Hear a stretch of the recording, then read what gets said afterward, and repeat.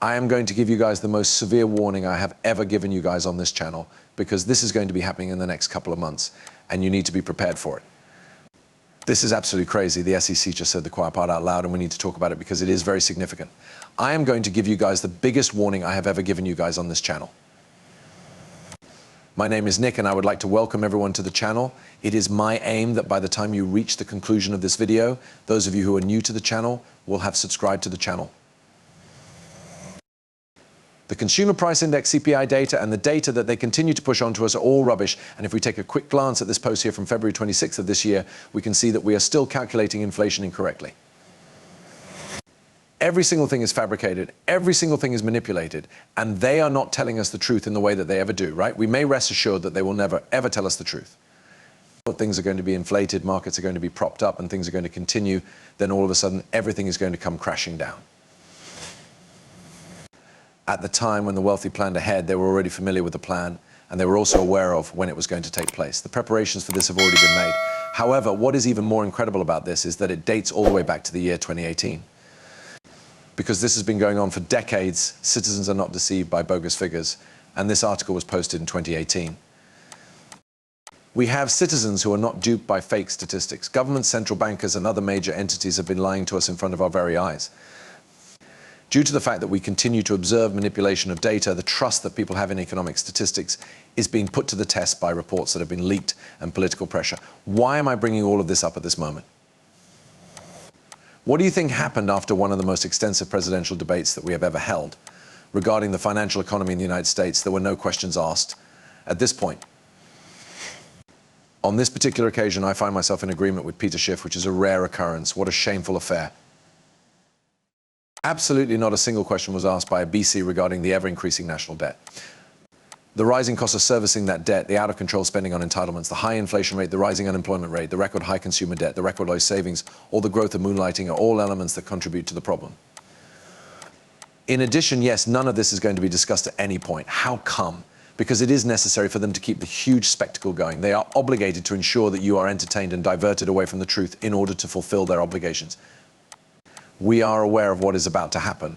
We are going to run into a roadblock, and then all of a sudden everyone is going to realize what is going on behind the curtain, and it is going to be a really unpleasant experience.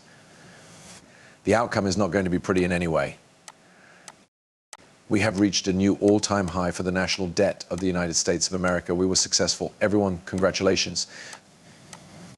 At this time, we are spending more than $100 billion every month on interest for the national debt, which is expected to reach more than $1 trillion in the next 12 months. This is around 25% of the total earnings collected by the government from all sources. No, this is completely ridiculous. This is completely ridiculous. Do you remember when Janet Yellen told us in 2023 that, oh, we want to print $50 trillion? Well, then she was telling us that $50,000 trillion was the target amount by the year 2030. It would appear that we are on track to reach $50 trillion in a relatively short amount of time, which is far ahead of schedule. This is completely ridiculous. This is completely ridiculous. Now, I would want to bring to your attention the fact that we are currently experiencing a period in which all of the data that we are observing, including the CPI data and everything else, appears to be in a positive state. Oh, the economy is showing impressive signs of improvement. Right now, we are beginning to expand. If we look at the data from the CPI, we can see that inflation is substantially lower. It is really absurd. How come? Because this is the year of elections. They are obligated to make things appear attractive. Then all of a sudden, in the year 2025, we are presented with the more accurate picture. This is completely insane. And it's over here. A record $3 billion is being spent every day on interest payments on the United States government debt. This amount is 3 times the amount that was paid 10 years ago, and it has increased by a factor of 2.5 years.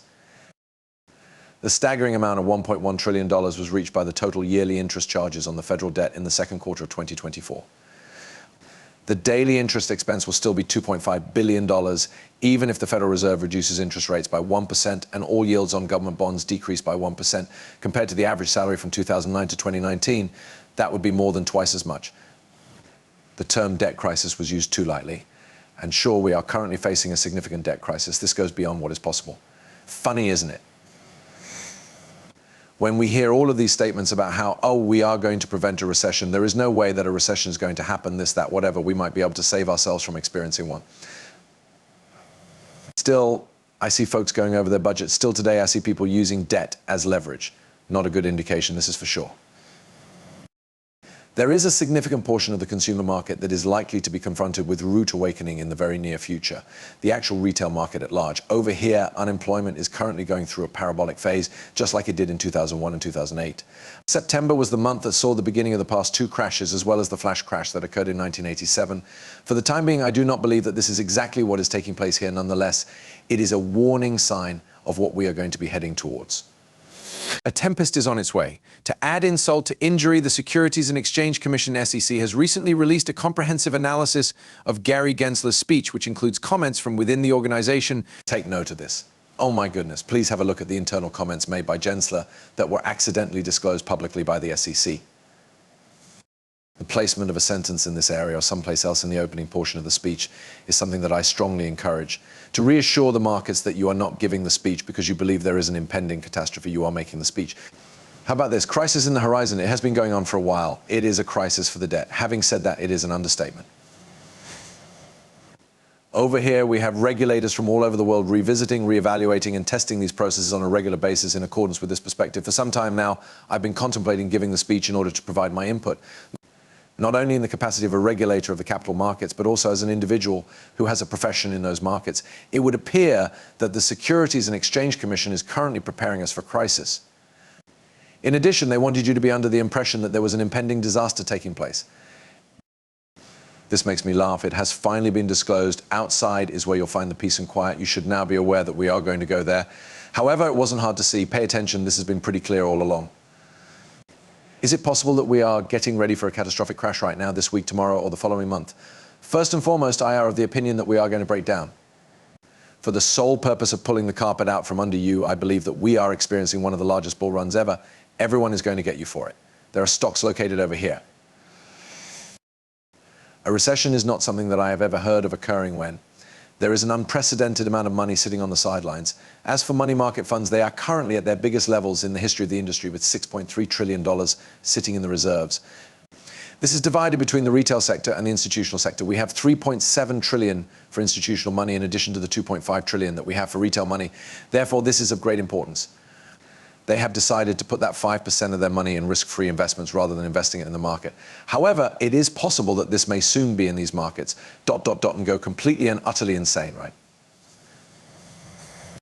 The risk markets are going to go absolutely crazy as a result. Certainly, I am of the opinion that this is the case.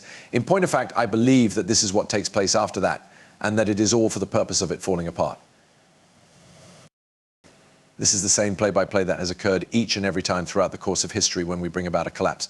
And I have the impression that everything is extremely clear at this point. Everyone is